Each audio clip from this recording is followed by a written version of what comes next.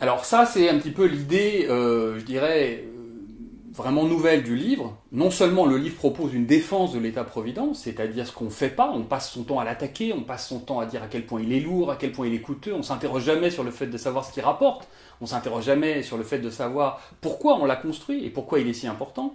Mais le livre va un petit peu plus loin et dit, voilà, au fond, le monde de l'après-guerre, c'est le monde des risques sociaux, c'est le monde dans lequel on a réussi à domestiquer les risques sociaux, où on a inventé l'assurance sociale pour faire face aux grands risques que sont la vieillesse, la maladie, le chômage. Et le monde du XXIe siècle, c'est un monde dans lequel on n'est plus seulement dans les risques sociaux, mais dans des risques qui sont sociaux et écologiques.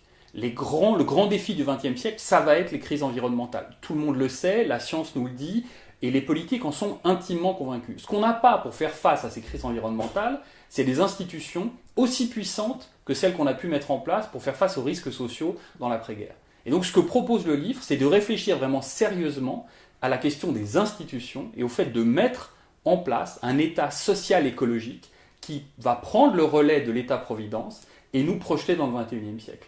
Et c'est là où ce sera différent de l'État-providence tel qu'on a connu, même depuis les années 1880. Parce que l'après-guerre, c'est bien sûr l'essor financier de l'État-providence, mais le moment où il est créé, c'est la fin du XIXe siècle. Et d'ailleurs, de façon très intéressante, l'État-providence est créé à la fin du XIXe siècle, dans une phase de mondialisation. Et aujourd'hui, on est dans une phase de mondialisation, et ce qu'on dit, c'est, au fond, renoncer à vos protections collectives. Alors que ce qu'on a dit dans la phase de mondialisation de la fin du 19e, c'est construisez vos protections collectives.